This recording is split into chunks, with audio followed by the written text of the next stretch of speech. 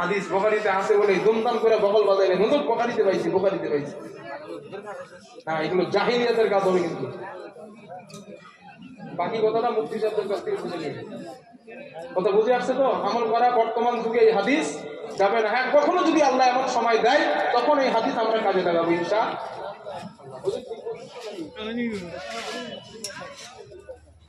না, আমি তো ছোট মানুষ, এলেন গেলাম না, এটা একটু জিজ্ঞেস করে নিয়ে। আমার বন্ধুগণ, হাদিস কয়টা বলছি? 5টা না?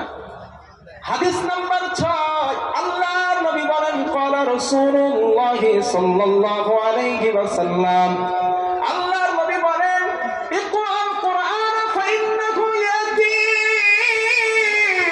ইয়াওমাল কিয়ামাতি শাফিআন লিআসহাবিহি। আল্লাহর নবী বলেন, আমার উম্মত